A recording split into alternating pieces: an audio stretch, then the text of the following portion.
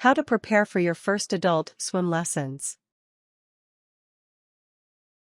Learning how to swim can be both easy and difficult for adults. While adults are able to grasp certain concepts better than children, they are often plagued with low confidence and uncertainty. Their fears of what they may look like in a swimsuit, or how silly they might look while learning how to swim, may hold them back and prevent them from giving their best shot. The key to overcoming this is learning the basics of swimming, developing confidence, and becoming comfortable in the water. Part 1: Getting the right gear. 1. Get a proper bathing suit. Find a suit that is comfortable, fits well, and that you can move in. It shouldn't fall off if you jump in the pool. Leave the embellished bikinis and baggy swim trunks for the beach or pool. You need something that is streamlined and easy to move in. Be extra cautious about the color white. Depending on the lining, it can be see-through when wet. 2. Put a swim cap on. Not only will it protect your hair against the chlorine, but it will also make your body more streamlined and reduce water tension. If you have long hair, be sure to tie it up first, and then tuck it under the cap. Some swim caps contain latex. If you are allergic to latex, read the label, and make sure that you purchase a latex-free swim cap. 3. Buy good goggles that will not leak. Nothing ruins a swim faster than water in the eyes. Get goggles that fit over your eyes, and make sure that they are comfortable. Never get ones that cover the nose and mouth. Some contain latex. If you are allergic to latex, be sure to check the packaging before you buy anything first. It will tell you whether or not it contains latex. 4. Consider getting some other swimming supplies. Many people find that items, like pool noodles, kickboards, and flippers help them with various aspects of swimming. If your swim teacher recommends these items, then you might want to consider buying them as well. You can also purchase nose plugs and ear plugs to prevent water from getting into your nose and ear. If you are swimming in an outdoor pool, be sure to get sunscreen. Part 2: Learning to breathe. 1. Get comfortable with putting your face in the water. Make sure your goggles are on. At this point, you may need to adjust the goggles by tugging on the straps so that they don't leak. If you don't feel comfortable getting into the pool yet, you can practice this part in a bowl of warm water. The bowl should be twice the size of your face. 2. Practice inhaling and exhaling. Take a deep breath through your mouth first, then place your face into the water. Exhale slowly through your mouth, just enough to keep water from entering your mouth. Some swimmers like to exhale through both their nose and mouth. If you find this to be more comfortable for you, then you should do it. Some swimmers find that wearing a nose plug helps them exhale better underwater.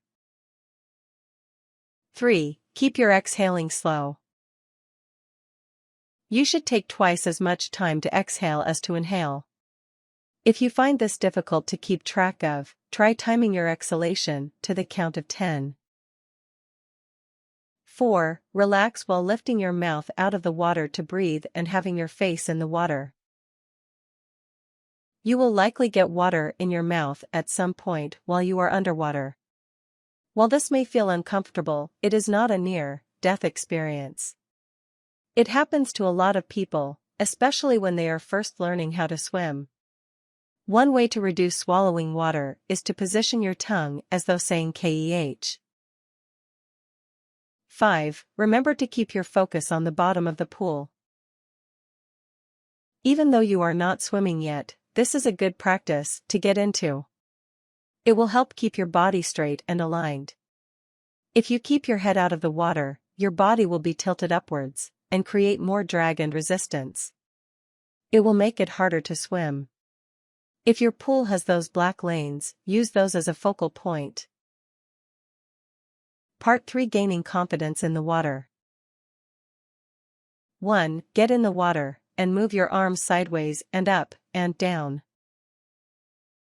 You'll feel the pressure of the water resisting you, and you may even find it shifting your body around. Moving your arms sideways will cause your body to turn. Pushing downward will cause your body to move upward. Moves your body up. Moving your arms backward will tilt your body forward. You can do this standing or sitting, but you should be in the water up to your shoulders. This is sometimes referred to as sculling.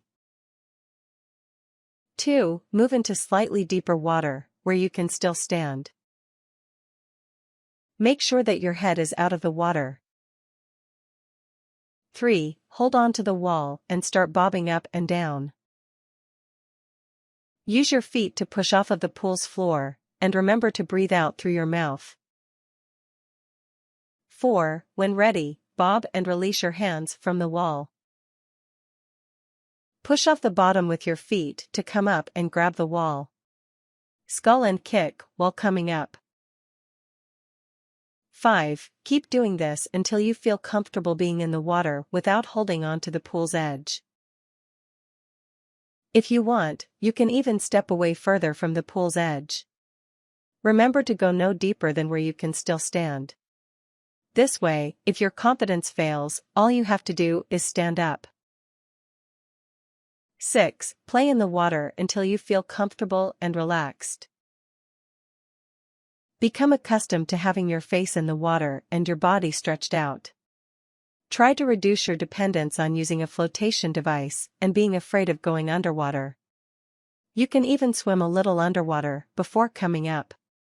Your primary reaction in the water must be to stretch out on the surface, scull, kick, breathe and relax.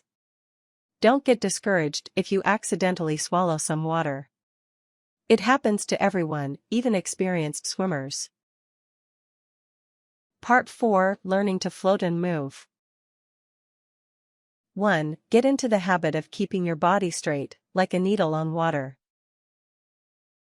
If your hips are lower than your shoulders, your body will tip upwards, and you won't be able to stay afloat. You can practice this by trying to balance on a bed, bench, or chair.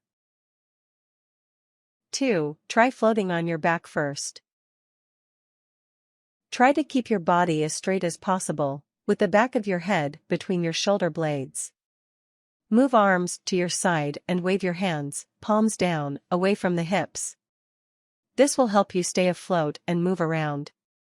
Back floating is one of the easiest ways to learn how to float. If you are having trouble with this, get someone who is experienced in swimming to help you get into position. 3. Roll your body slightly side to side and turn your head to the side to breathe. Face down to exhale, then turn over onto your chest and stomach.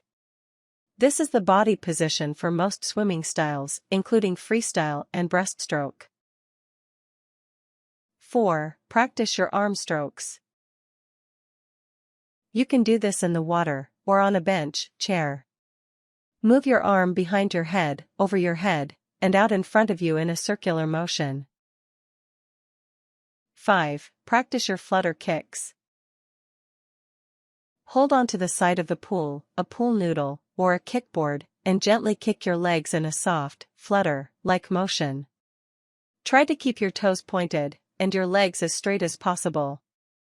Don't kick from your knees or kick too hard, as this will create too much drag and slow you down. This is the basic kick for swimming, be it on the back or face down. Your kick should be low effort. Harder kicks won't necessarily make you go faster. You can also practice your kicks while balancing upon a bench.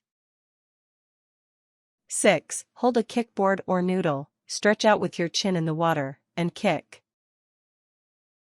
Go for 5 to 10 yards, 4.6 to 9.1 m, while dipping face in the water to exhale. Do a few laps like this until you get comfortable.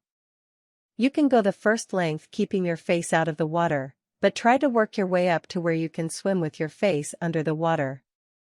This way, you will be able to practice breathing. You may also find it easier to swim. Start practicing in shallower waters until you feel comfortable, then you can move on to deeper waters. Once you feel confident, try it without the kickboard, and add the arm movements. 7. Use a water exercise or flotation belt around the waist while improving your skills. It is a great form of exercise to use after you learn to swim. This can be done while treading with the belt on. You can also wear swimming fins while practicing your kicks. Don't wear them all the time, however, especially for warm-up and warm-down exercises. 8. Remember to stay safe at all times. Learning how to swim is not a competition, save that for when you are more experienced. Don't force yourself to move into deeper waters if you don't feel comfortable at your current depth. If you feel tired, take a break and get out of the deep end. Everyone started with the basics, so don't feel discouraged by the experienced swimmers around you. They will not think less of you or make fun of you. After all, they were in your position at one point too. Tips.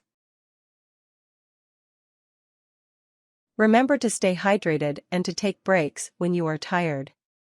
If you are swimming outdoors, wear sunscreen. Don't get discouraged. Some people need more time to perfect a technique than others. Proper breathing is a common struggle for many people. Consider using a flotation device. Make sure it is foam and not inflatable. Try to swim every day or every other day. You'll learn faster. The amount of oxygen needed to swim is the same as used while walking. You do not need large gulps of air. Just the same rhythmic breathing you use every day. Bobbing up and down in a pool, hot tub, bathtub, lake, or the ocean is a way to practice this.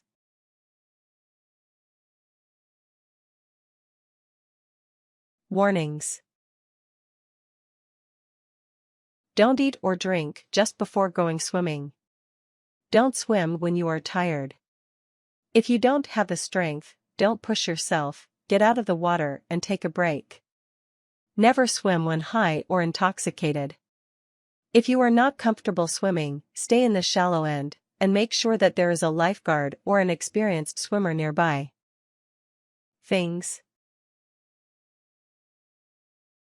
Swimsuit. Goggles. Swim cap, recommended. Earplugs, nose plugs, optional. Swim fins, optional. Kickboard, optional.